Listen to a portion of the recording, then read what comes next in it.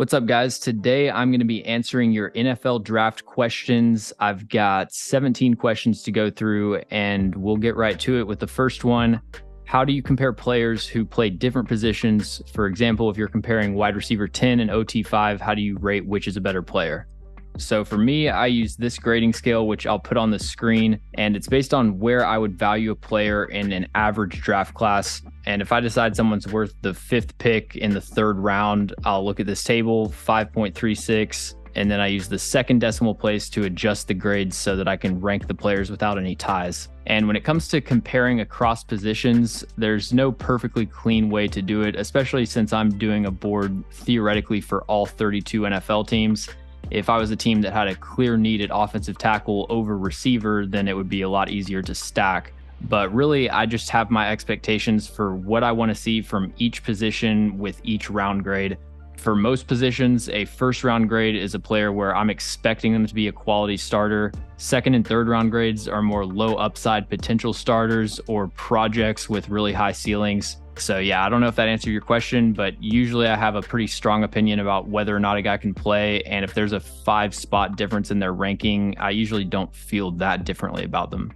Next question is, of those inside the consensus top 10, who do you see having the highest bust potential? So this is the consensus top 10 plus JJ McCarthy, who's at 24, but has a good chance to go in the top 10.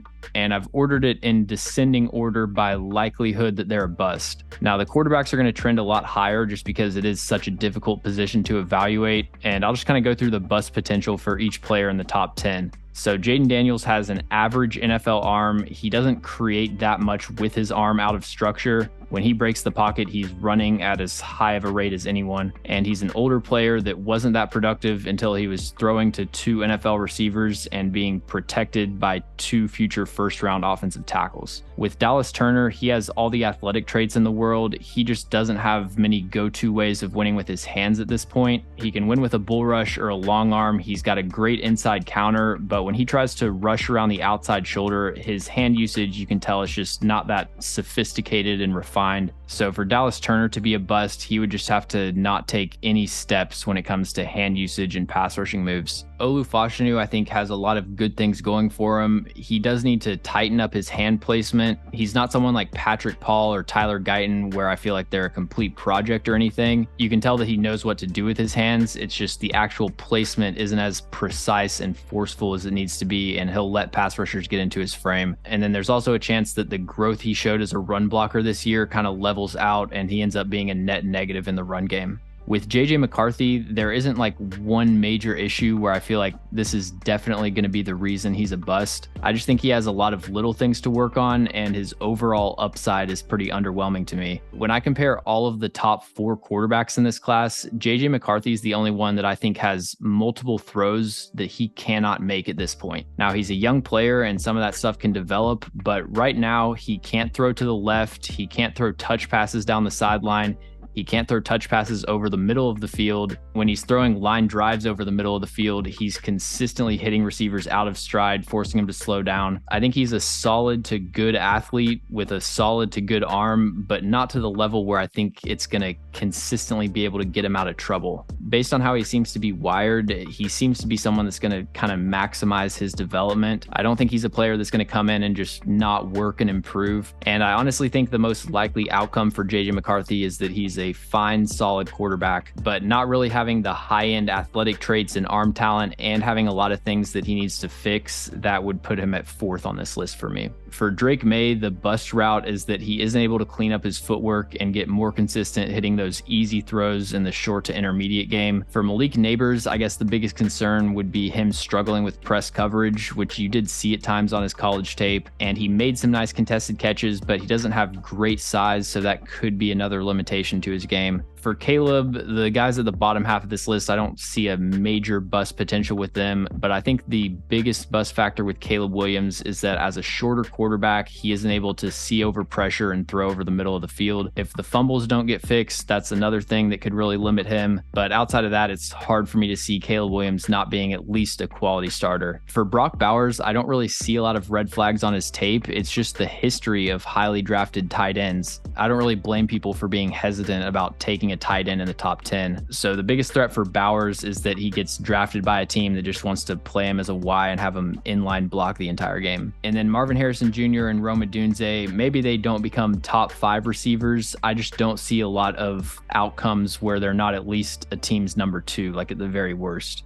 JD Freeman asks, why is there a narrative that Alt is the safe pick and has a lower ceiling than other tackles when his athletic testing was elite, grew up playing other positions, comes from a family of professional athletes, and only has played left tackle for 4 years with notable improvement every year? So this is a really good question. I think there's kind of 3 elements that are leading some people to think that Joe Alt has a lower ceiling. I think the first one is just that his tape is so boringly good. It's a lot of silent domination. In the run game, he's definitely physical and violent. In pass pro, he is a little bit more patient, just trying to stay in front of the guy. But I think there is a certain element where people see his tape as not being that exciting and kind of project a limited ceiling onto that. The second reason is some of the players that he's been compared to, whether it's Taylor Decker, Jake Matthews, Mike McGlinchey. He gets comped to a lot of B to B plus tackles, and I think some people see that and just assume that that's what his ceiling is. I can't speak for everyone, but I know most people that do NFL comps are talking more about style than like this is how good the player is. They're going to have the exact same career. So even though I have Joe Alt compared to a lot of like fringe Pro Bowl caliber tackles, to me that's more of a play style thing and not really reflective of the quality of the player. And then the third element of it is that there are some weaknesses or limitations with him as a prospect. Ideally, you don't want to make a habit of drafting 6'8", 6'9" offensive linemen. You're just going to be at a natural leverage disadvantage at that height, and it doesn't mean you can't overcome it, but it's something that you have to compensate for on every snap. In college, I think Joe Alt did a really good job of playing low in a way where he was sitting down instead of leaning over. So he can kind of reclaim that natural pad level and be able to redirect power into the ground, but he wasn't leaning forward enough that players were able to use push-pull moves against him and stuff like that. So it's kind of like if you've got a tackle with shorter arms or a corner with less than ideal speed, it doesn't necessarily mean that they can't play that position in the NFL. They've just got to compensate for it on every snap.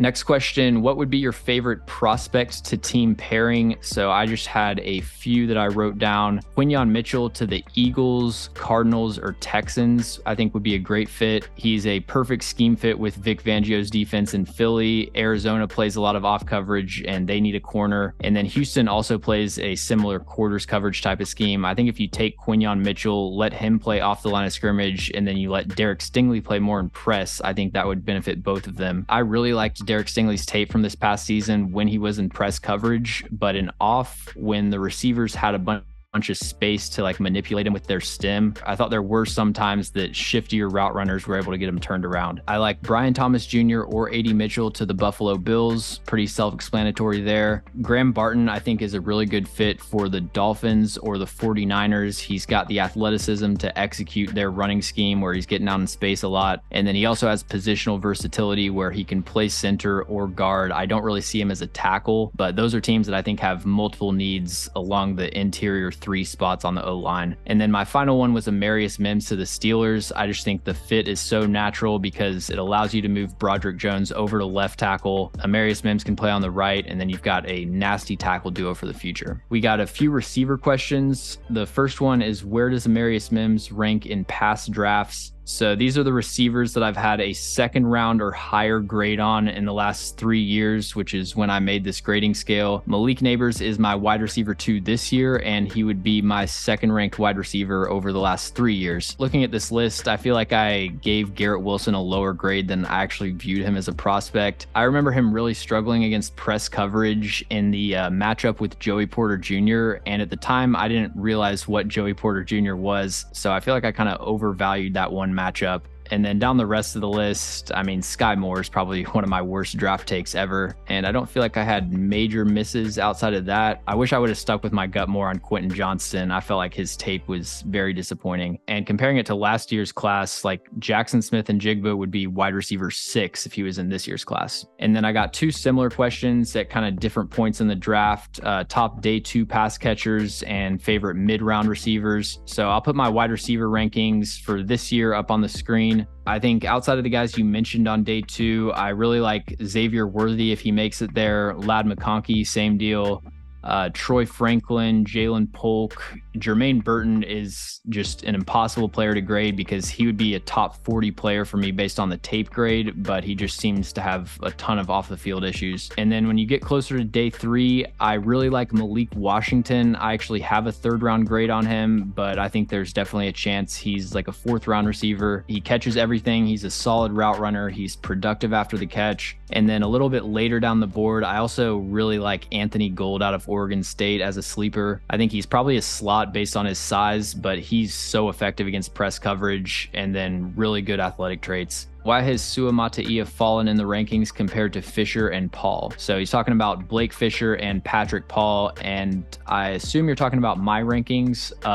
I've got Sua Mata'ia at 87th on my board. I did lower his grade a couple weeks ago when I finished up the rest of his tape. He had a really good game against Oklahoma. The West Virginia game, he had a couple nice run blocks at the second level. Outside of that, though, his tape is just not good. I was kind of holding out hope, I guess, that there was maybe something on his tape that was having people rank him so high. But when I sat down to redo my kind of top 50 grades and rewatched his tape, he just doesn't have it at this point from an awareness perspective, from a hand usage perspective. He's completely unable to execute in the zone blocking game. He loses so often to inside counters. He's got a soft inside hand. He's also late to slide over into the B gap. So I view Kingsley as someone that I think has a long way to go with their development, but the upside I don't see is worth betting on early in the draft. Do you think teams will reach higher on a linebacker like Edrin Cooper or Junior Colson because they feel they can get OT or wide receiver value later? Yeah.